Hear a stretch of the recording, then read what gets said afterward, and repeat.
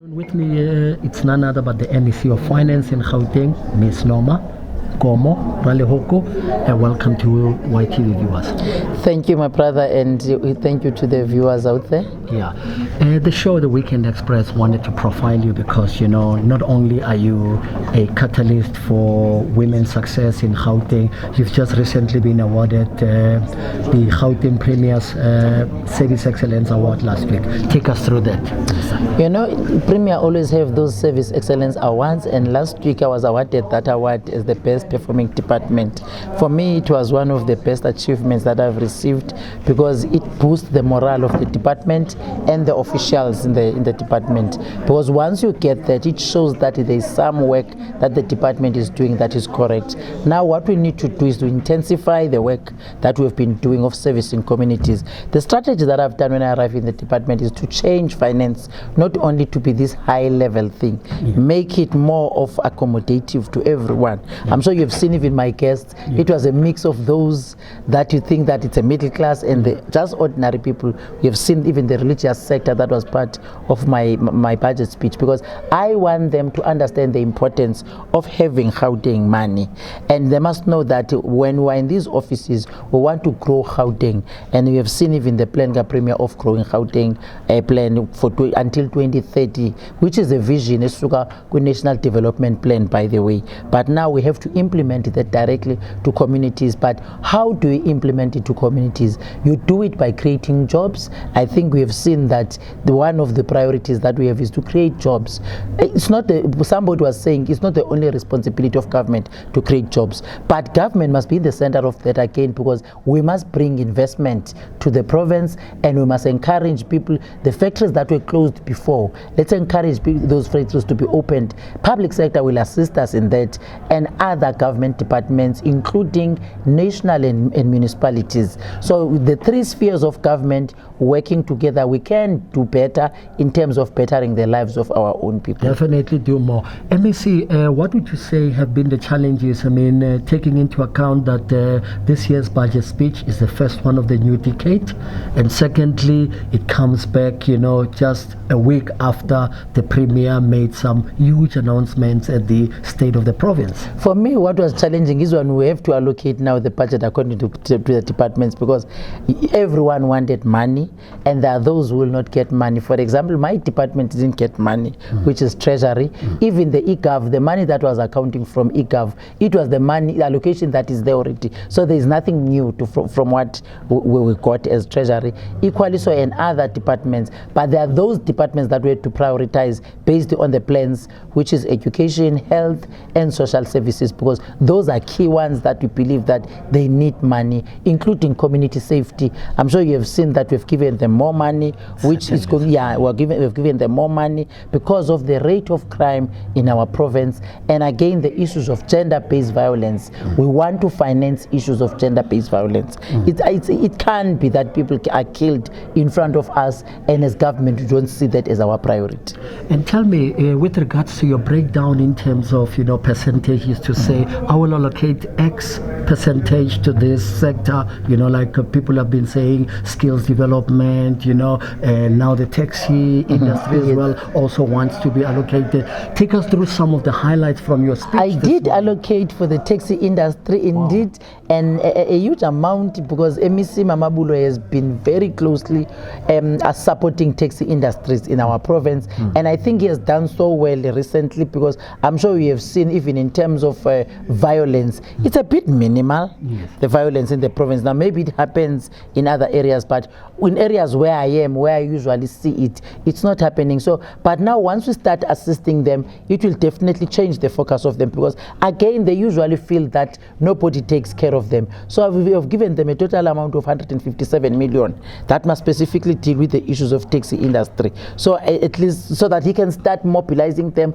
organizing them, have more sessions with them with money, and at some some stage we must move and even subsidize some of them. Even if we don't give them money, just buy tires for them so that they can fix those tires. You know, when you sit in a taxi, because I've been traveling a lot with taxis, there are seats that can even scratch you.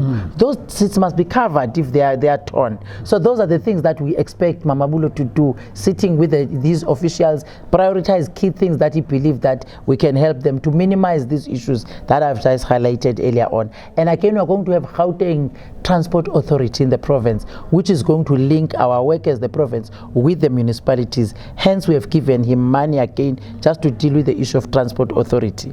MEC, there's been an outcry in Gauteng, you know, based on all these homeless kids living under the bridges and what so forth. As a department working closely with the other sectors of government, what did you say could be a vehicle that could be used to drive that? Are you looking at maybe in the future, maybe for the adjustment budget later in the year, to look at maybe getting more money towards drug rehabilitation centers and so forth? No, social development did receive money.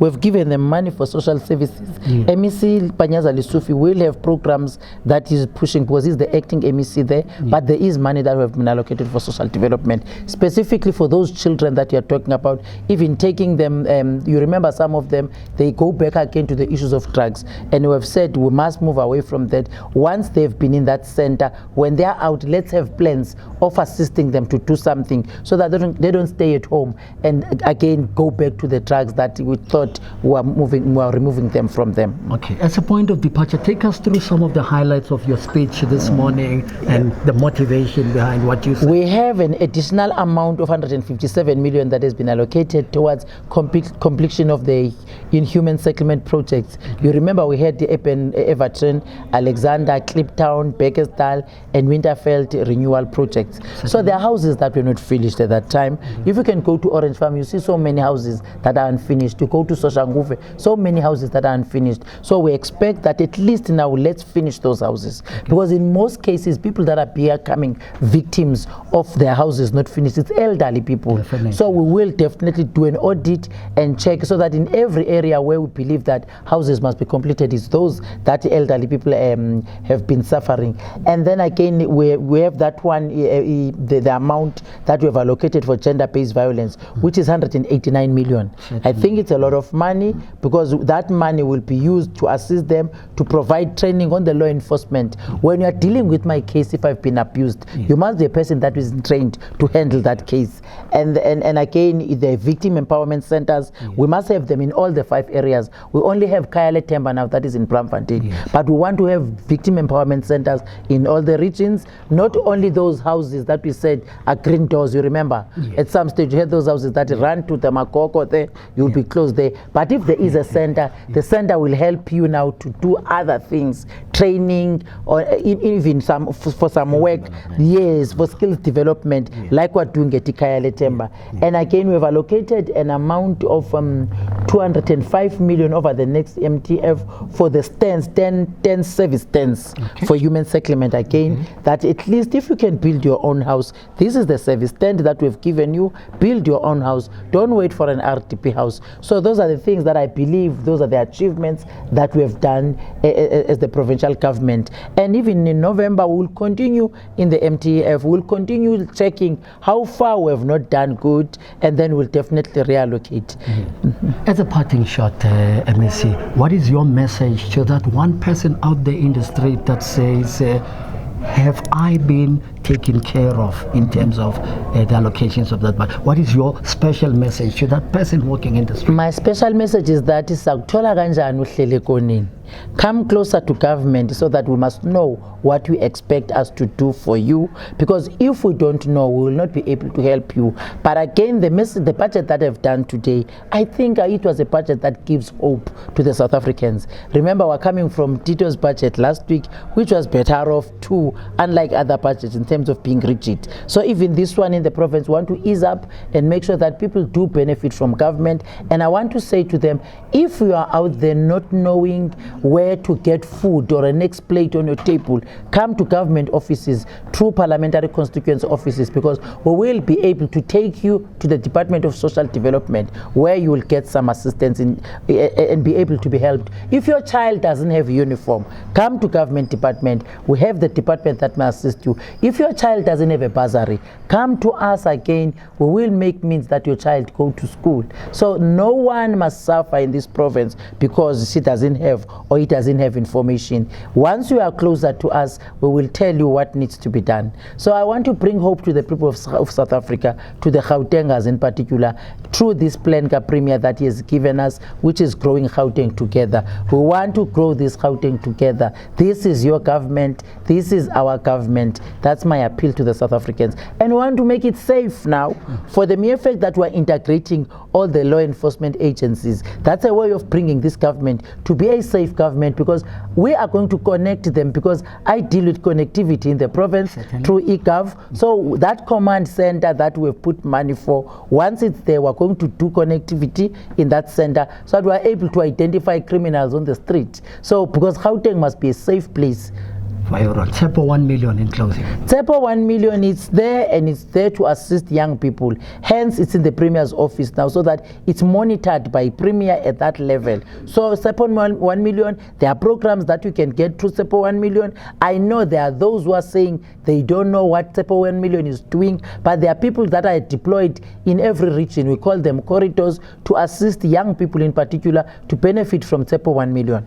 Thank you, MEC, and looking forward to see you at the next great event in Gauteng. Thank you so much, my brother. I really appreciate your support. Thank you. Take a picture.